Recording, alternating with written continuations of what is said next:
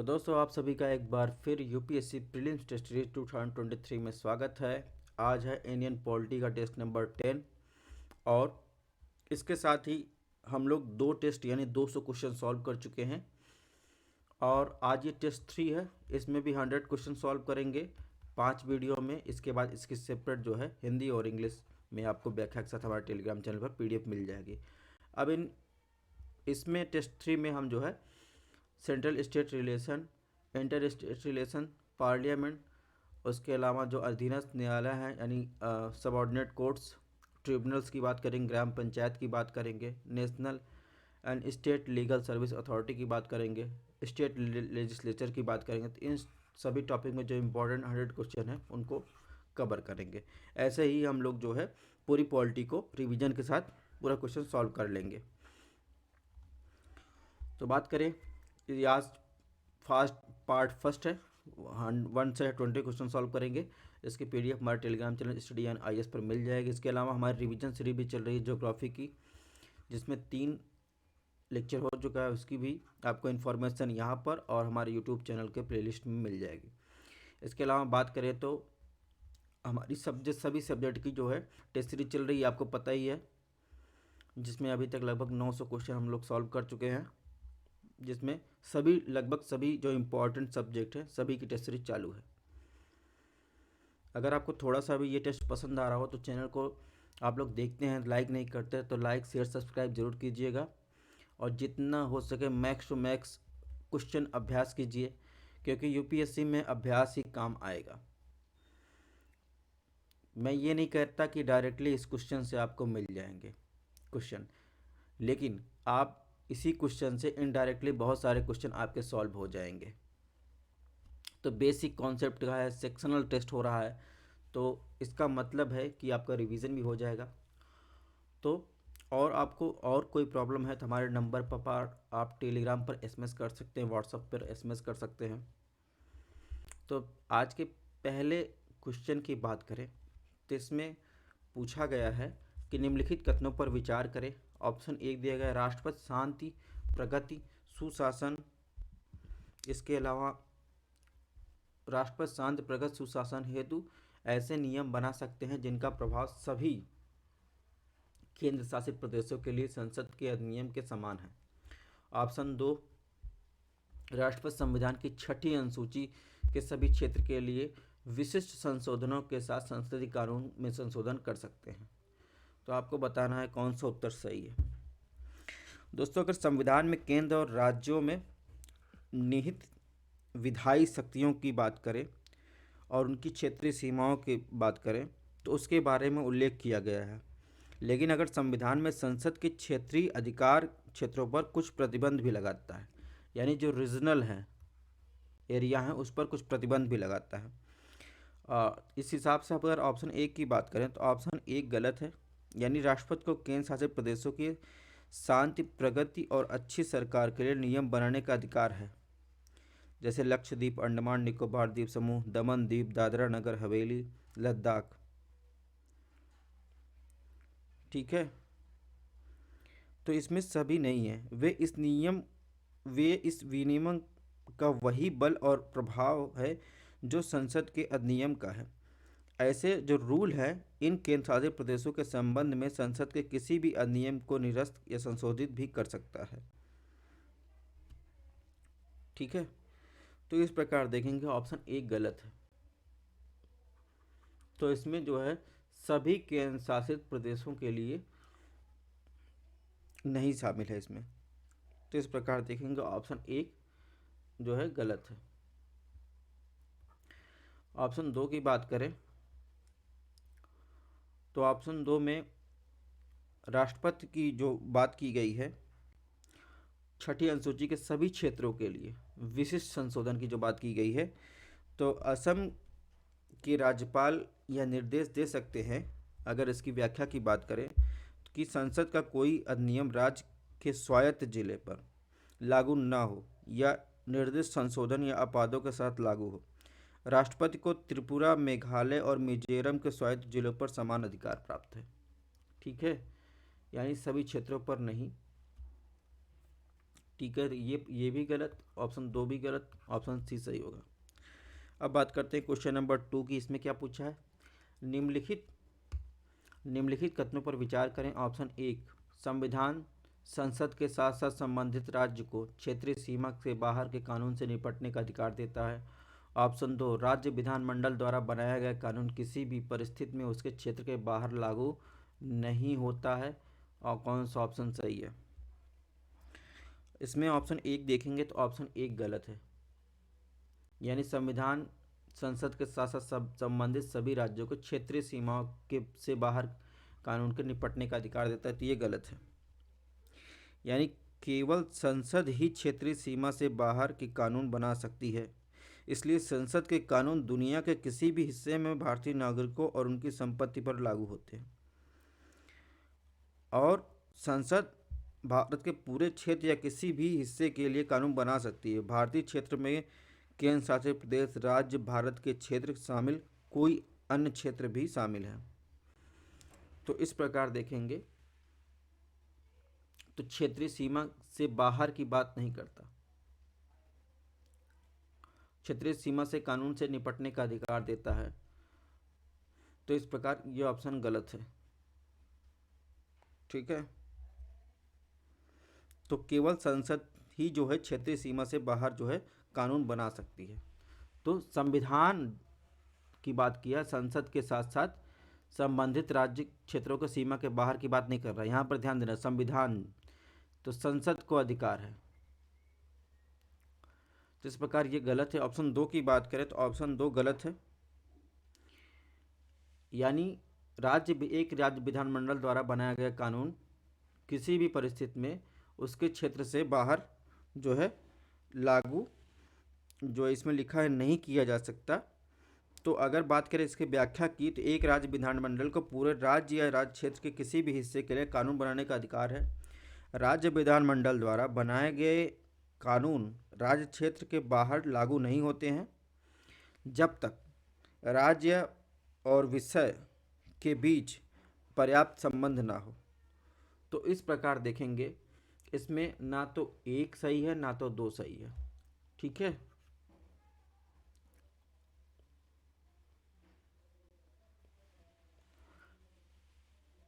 तो इसमें जो दिया गया है किसी भी परिस्थिति में, तो ये इस प्रकार ये भी ऑप्शन गलत है, यानी इसमें ऑप्शन डी सही है।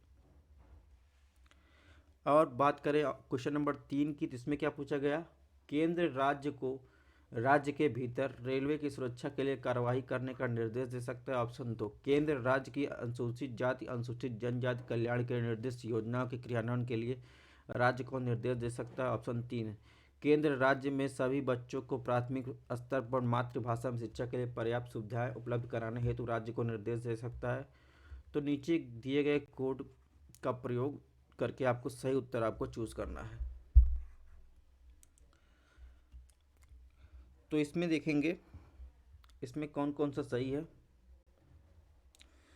तो सिर्फ 1 सही है, यानी केंद्र राज्य के भीतर रेलवे की सुरक्षा के लिए कार्रवाई के निर्देश दे सकता है। ठीक है, इसके अलावा 2 की बात करें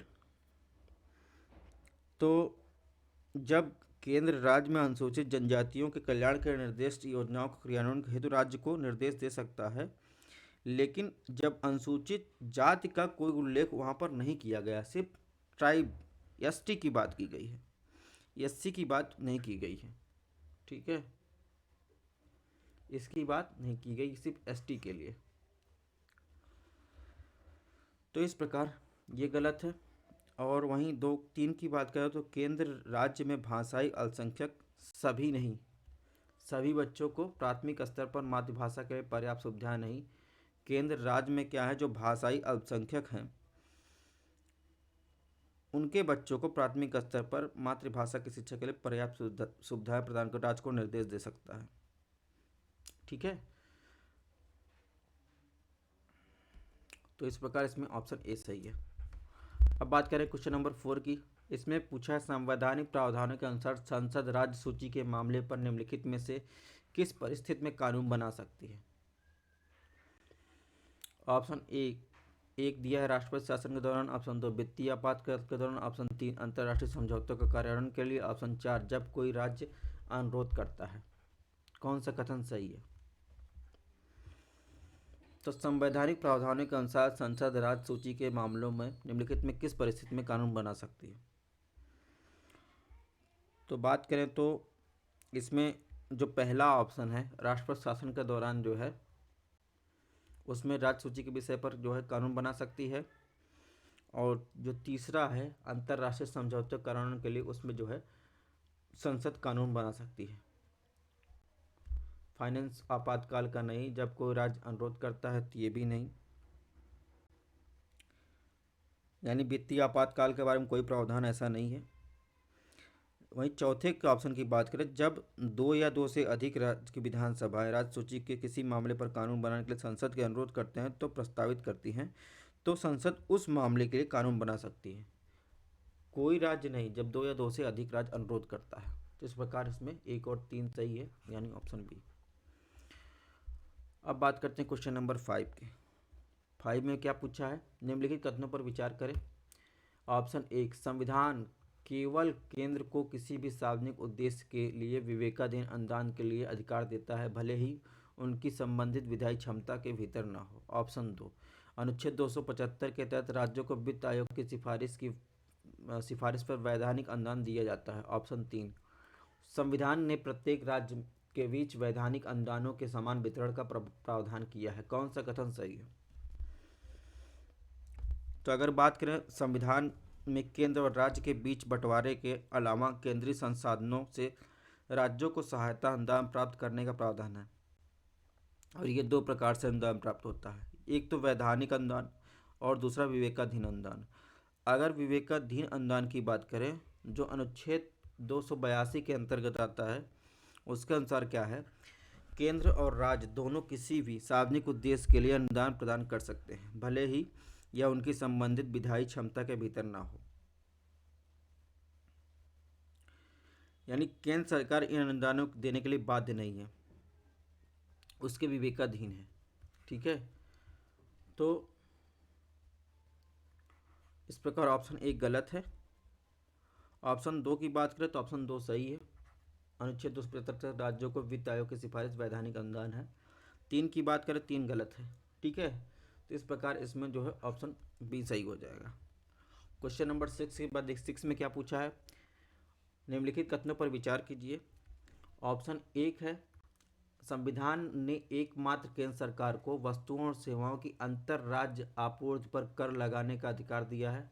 ऑप्शन 2 राष्ट्रपति को राजस्व और सेवाओं के अंतर राज्यीय आपूर्ति पर केंद्र और राज्य के बीच राजस्व संग्रह के वितरण का प्रावधान का अधिकार है। ऑप्शन 3 2016 के 101वें संविधान अधिनियम के द्वारा केंद्र और राज्य द्वारा लगाए गए माल और सेवा के लिए कानून बनाने हेतु संसद को विशेष शक्ति प्रदान की है। कौन सा कथन सही है तीनों ऑप्शन में से? तो अगर आपने पढ़ा होगा संविधान में, अगर आपने अनुच्छेद 246 पढ़ा होगा, उसमें जो है संघ और राज्य की शक्तियों को 3 सूचियों में विभाजित किया गया है।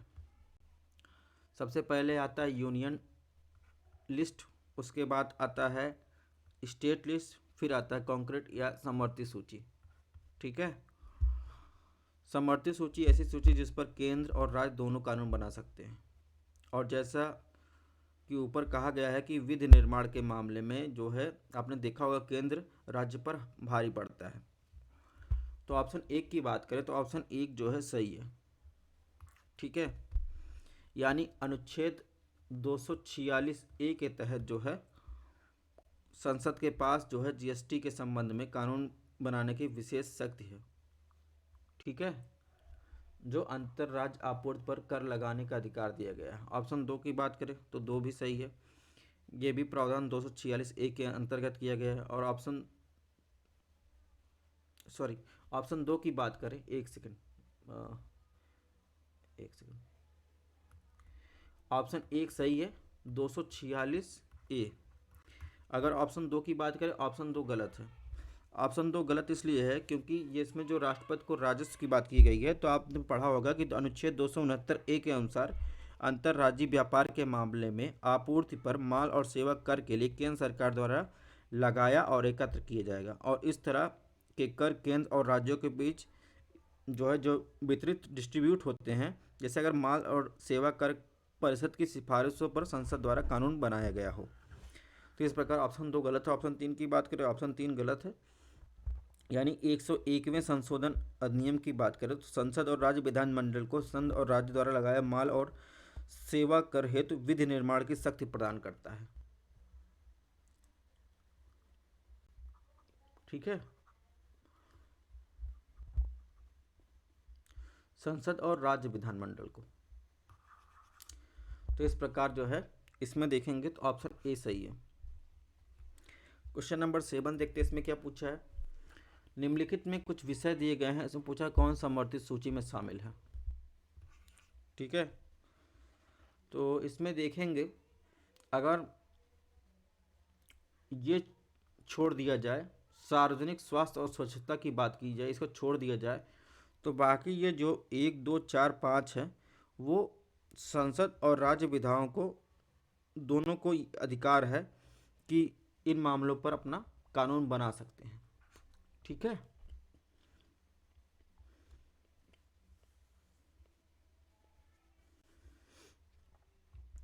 अब बात करते हैं क्वेश्चन नंबर 8 की। जल विवाद के संबंध में निम्नलिखित कथनों पर विचार करें। ऑप्शन 1, अंतर्राज्यीय जल विवाद अधिनियम 1956 केंद्र सरकार को अंतर्राज्यीय नदियां और नदी घाटियों के संबंध में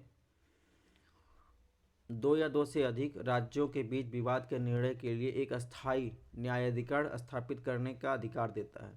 ऑप्शन 2, अंतर्राज्य नदी और नदी घाटियों का विनियमन और विकास समवर्ती सूची के अंतर्गत आता है। ऑप्शन 3, अंतर्राज्यीय जल विवाद अधिनियम में ना तो सर्वोच्च न्यायालय और ना ही अन्य न्यायालय का अधिकार क्षेत्र। कौन सा कथन सही है?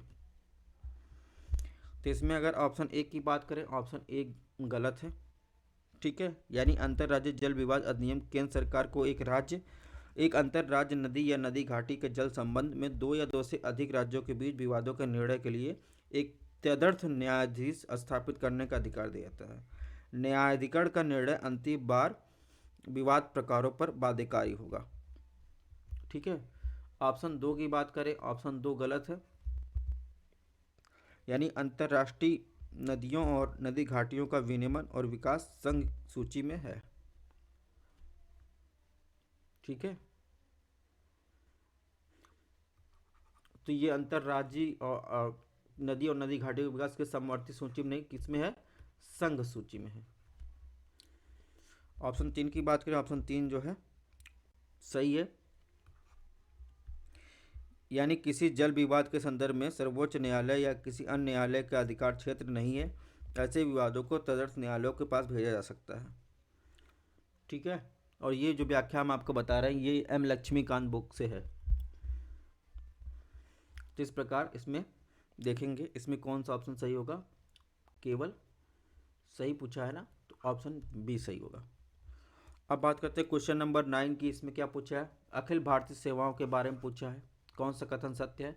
ऑप्शन ए, अखिल भारतीय सेवाओं के अधिकारियों की भर्तियां और प्रशिक्षण केंद्र सरकार द्वारा की जाती है, लेकिन वे केवल राज्य सरकार के लिए काम करते हैं। ऑप्शन 2, उन्हें केवल राष्ट्रपति द्वारा ही सेवा से बर्खास्त किया जा सकता है। ऑप्शन 3, इन अधिकारियों के खिलाफ कोई भी अनुशासनात्मक कार्रवाई केवल राज्य सरकार द्वारा की जा सकती है। कौन सा कथन सही है? जिसकी आप परीक्षा दे रहे हैं उसके बारे में पूछा ही जा रहा है।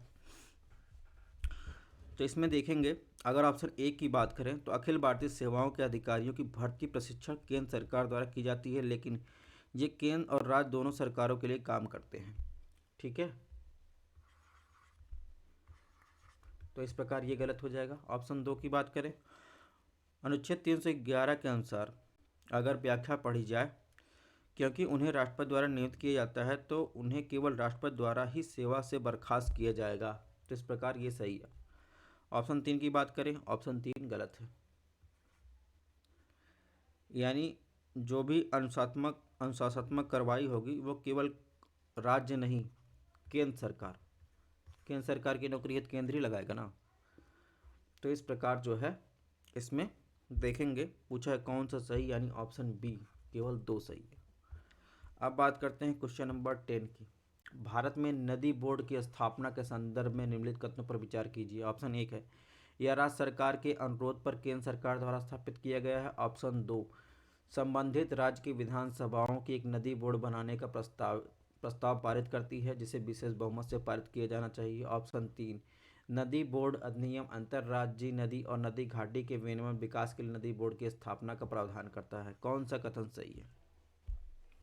दोस्तों, अगर केंद्र सरकार द्वारा संबंधित राज्य के अनुरोध पर उन्हें सलाह देने के लिए की बात करें तो एक नदी बोर्ड की स्थापना की जाती है। संविधान के अनुच्छेद 262 के अंतर्गत देखेंगे दोस्तों, तो उसमें क्या प्रावधान है? उसमें एक प्रावधान है कि अंतर्राज्यीय जल विवाद के संबंध में संसद के निर्णय लेने का प्रावधान है। तो कुल मिलाकर ऑप्शन 1 सही है। ऑप्शन 2 की बात करें तो ऑप्शन 2 गलत है। ठीक है, यानी संसद द्वारा अधिनियमित नदी बोर्ड अधिनियम और एक नदी बोर्ड की स्थापना का प्रावधान करता है।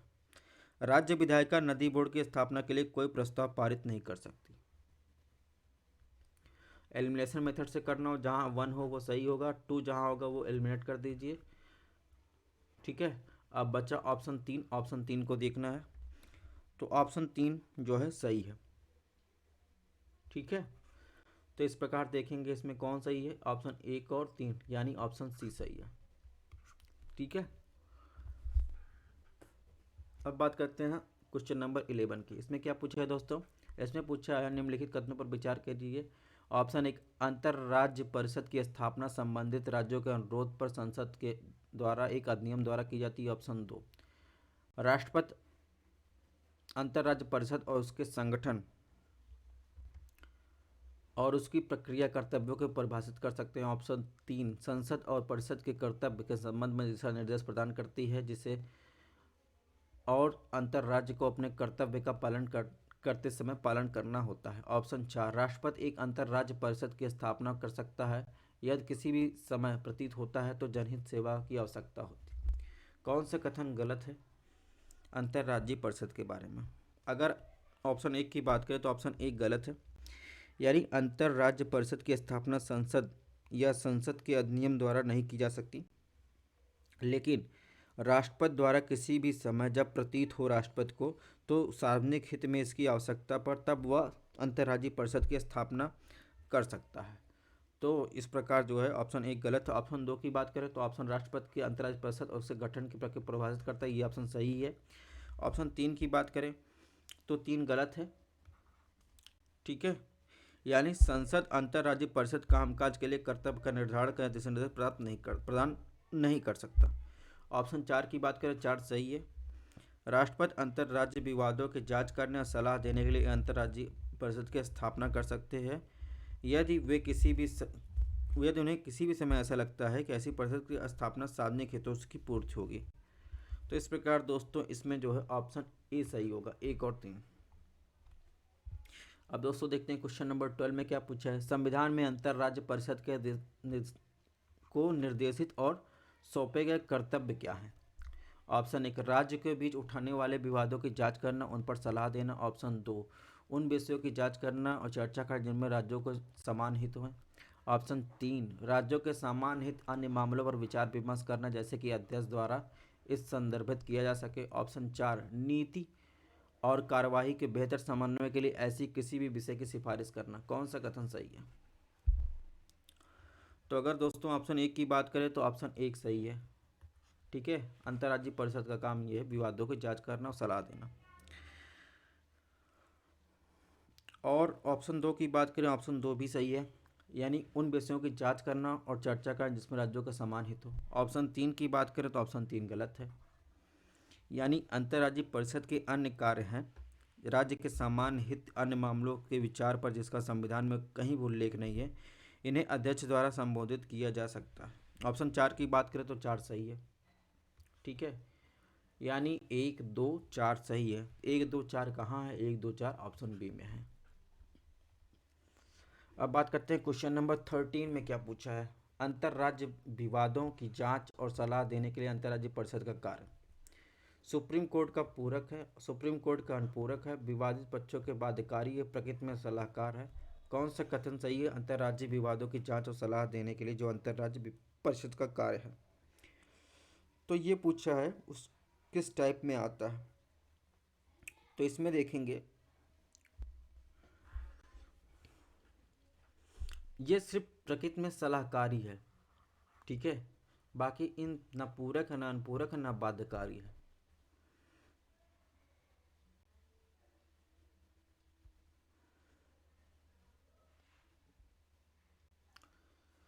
तो इस प्रकार देखेंगे तो इसमें यह ऑप्शन तो बन नहीं रहा। चलिए पहले ऑप्शन एक देखते हैं क्यों गलत है। परिषद का कार्य सर्वोच्च न्यायालय के अधिकार क्षेत्र का पूरक नहीं बल्कि इसका अनुपूरक है, ठीक है। तो इस प्रकार देखेंगे इसमें ऑप्शन दो भी सही है, ठीक है। एक सेकंड, अभी मैंने जिस जो व्याख्या बताया उसका जो है सुप्रीम कोर्ट का जो है अनुपूरक है, पूरक नहीं। तो ये भी सही है, यानी 2 और 4 सही है। तो 2 4 कहाँ है, ऑप्शन डी है। यानी दो क्यों सही है, अंतर्राज्यीय विवादों की जांच और सलाह देने के लिए परिषद का कार्य अनुच्छेद 131 और सर्वोच्च न्यायालय के अधिकार क्षेत्र में आता है। तो इस प्रकार इसमें 2 और 4 दोनों सही, यानी सलाहकार और सुप्रीम कोर्ट के अनुपूरक है। क्वेश्चन नंबर 14 में देखिए क्या पूछा है। अंतर्राज्य परिषद के संदर्भ में निम्नलिखित पदों पर विचार करें। ऑप्शन एक, सरकारिया आयोग द्वारा एक अस्थायी अंतर्राज्यीय परिषद की स्थापना की सिफारिश की गई थी। ऑप्शन दो, सरकारिया आयोग ने अपने सिफारिश की अंतर्राज्यीय परिषद को अन्य निकायों से अलग एक स्वतंत्र, ठीक है,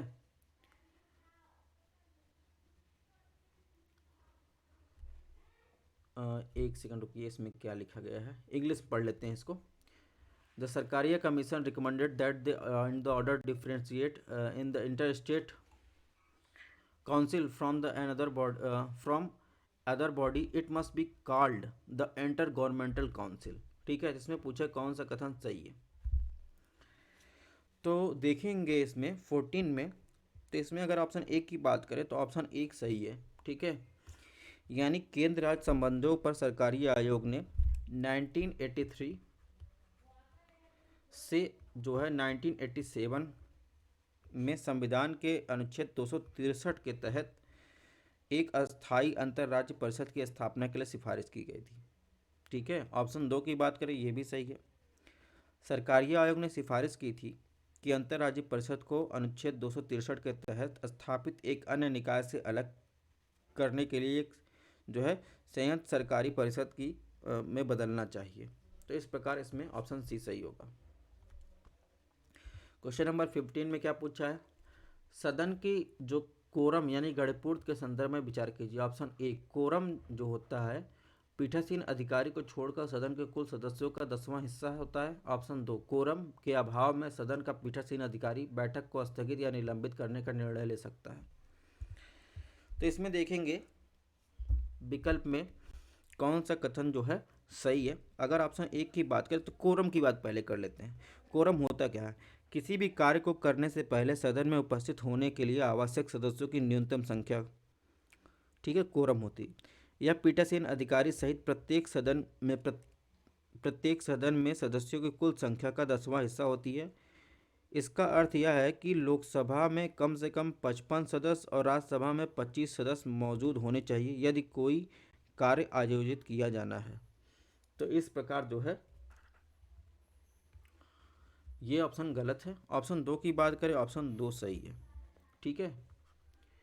यानी यदि सदन की बैठक के दौरान कोई गणपूर्त नहीं है, यानी लोकसभा में 55 और राज्यसभा में 25, तो पीठासीन अधिकारी का कर्तव्य होता है कि सदन को स्थगित करे और तब तक बैठक को जो है स्थगित रखे जब तक गणपूर्त यानी कोरम पूरा ना हो जाए।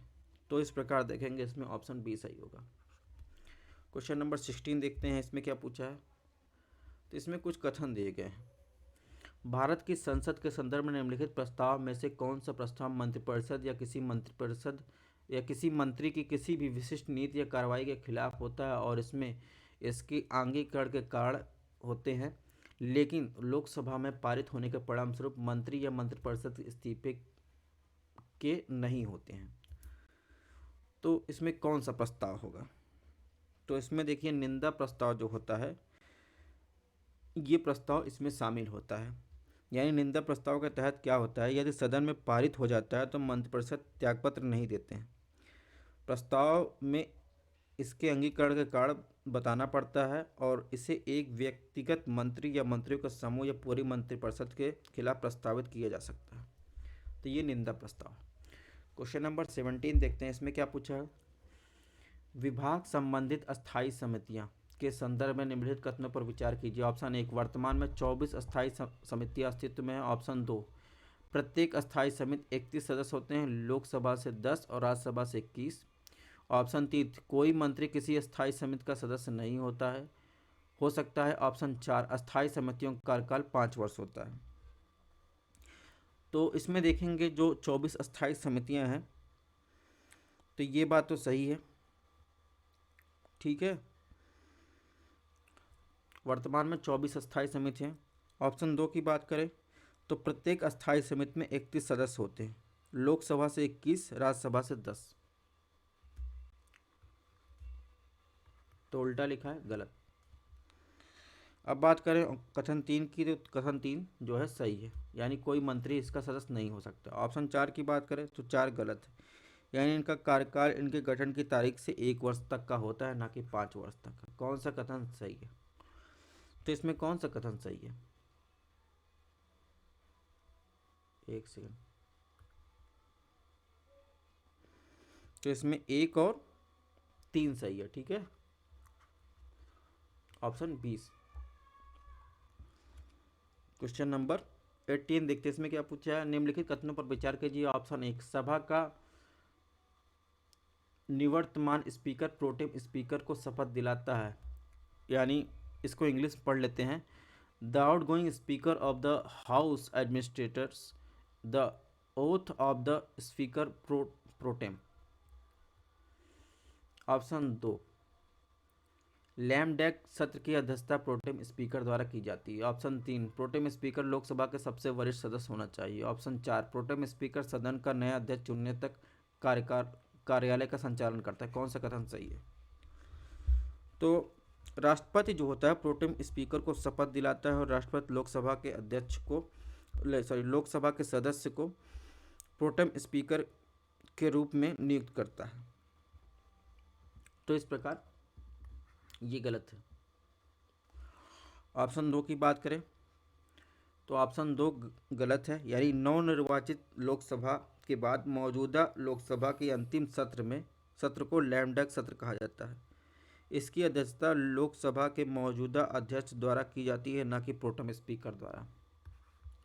ये भी गलत। ऑप्शन 3 की बात करें तो आमतौर पर सबसे वरिष्ठ सदस्य प्रोटेम स्पीकर के रूप में चुना जाता है, लेकिन यह हर बार लागू नहीं होता। पारंपरिक प्रथा है, कोई अनिवार्य नहीं है कि वरिष्ठ ही हो। चौथे की बात करें तो चौथा सही है, प्रोटेम स्पीकर जो है नया अध्यक्ष चुने जाने तक कार्यालय का संचालन करता है। इस प्रकार ऑप्शन सी सही है। क्वेश्चन नंबर 19 की बात करें तो 19 में क्या पूछा है। तो निम्नलिखित में कौन सा कथन लोक प्रतिनिधि अधिनियम 1951 में संसद द्वारा निर्धारित की गई अयोग्यता के बारे में सही है। ऑप्शन 1, यदि वह संसद द्वारा बनाए गए किसी कानून के तहत अयोग्य हो जाता है तो उसे संसद के सदस्य के रूप में चुने जाने के लिए अयोग्य घोषित किया जाएगा, मतलब कर दिया जाता है। ऑप्शन 2 की बात करें, इसमें वह संसद के सदस्य के रूप में चुने जाने के लिए अयोग्य घोषित किया जाता है यदि वह एक अमुक दिवालिया हो। ऑप्शन 3 की बात करें, 3 में यदि वह समय के भीतर अपने चुनाव खर्च का लेखा जोखा देने में विफल होता तो संसद के सदस्य के रूप में चुने जाने के लिए अयोग्य घोषित हो सकता है। ऑप्शन 4, यदि वह विभिन्न समूहों के बीच दुश्मनी को बढ़ावा देने के लिए दोषी ठहराया जाता है और उसे संसद के सदस्य के रूप में चुने जाने के लिए अयोग्य घोषित किया जाता है। तो सही उत्तर आपको चूज करना है। ऑप्शन 1 की बात करें तो ऑप्शन 1 गलत है, यानी यदि किसी व्यक्ति द्वारा संसद द्वारा बनाए गए किसी कानून के तहत अयोग्य घोषित किया जाता है तो वह ऐसे अयोग्यता मानदंड संविधान में निर्दिष्ट नहीं है, ना कि जनप्रतिनिधि कानून 1951 में। तो जो ये अयोग्यता है, ये मानदंड कहाँ है? ये संविधान में लिखा गया है। जो योग्यता इसमें ऑप्शन 1 में बात की गई है, लेकिन इसमें रिप्रेजेंटेशन ऑफ पीपुल एक्ट 1951 में ऐसी अयोग्यता की बात नहीं लिखी गई है। तो इससे ये ऑप्शन गलत हो जाएगा। ऑप्शन 2 की बात करें तो ये भी अयोग्यता रिप्रेजेंटेशन ऑफ पीपुल एक्ट में नहीं दी गई हैं। ये कहाँ दी गई हैं? संविधान में दी गई हैं। और अगर बात करें ऑप्शन 3 की, तो ऑप्शन 3 जो है सही है, यानी इसमें रिप्रेजेंटेशन ऑफ पीपुल एक्ट 1951 में ये बात लिखी गई है।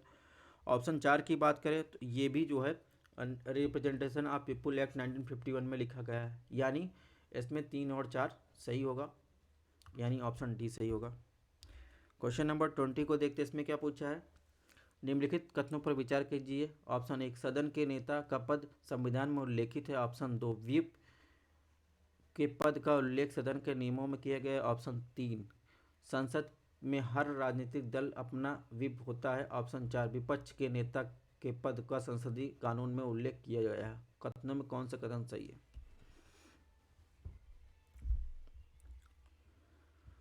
तो इसमें जो है अगर ऑप्शन 1 देखेंगे तो ऑप्शन 1 गलत है, यानी भारत के संविधान में सदन के नेता का पद का उल्लेख नहीं है। वे सदन के नियमों में जो संसद के जो पुस्तिका होती है और नियमावली होती है उसमें उल्लेखित है। ठीक है, तो ऑप्शन 2 गलत है। व्हिप का पद एक संवैधानिक पद नहीं है, इसका ना तो संविधान में उल्लेख है, ना ही सदन के जो नियम है नियमावली उसमें, ना ही संसदीय कानून में। यह संसदीय सरकार की प्रथा पर आधारित है। ऑप्शन 3 की बात करें तो ये सही है, यानी संसद में हर राजनीतिक दल का अपना जो है व्हिप होता है। ऑप्शन 4 की बात करें, 4 जो है सही है। ठीक है, यानी विपक्ष के नेता का पद संसदीय कानून में उल्लेख किया गया है, तो इस प्रकार इसमें ऑप्शन बी सही होगा। तो दोस्तों इस प्रकार हमारा 20 क्वेश्चन का टारगेट पूरा होता है। अगर आपको टेस्ट थोड़ा सा भी पसंद आया हो तो चैनल को लाइक जरूर कीजिएगा, शेयर कीजिएगा। इसकी पीडीएफ आपको हमारे टेलीग्राम चैनल पर मिल जाएगा, आप यहाँ से स्कैन कर सकते हैं या सर्च कर सकते हैं स्टडी ऑन आईएएस पे। Thanks for watching. अपने हेल्थ का ध्यान रखिएगा, मिलते हैं नेक्स्ट टेस्ट में। स्टे ट्यून एंड एडवांस में हैप्पी होली।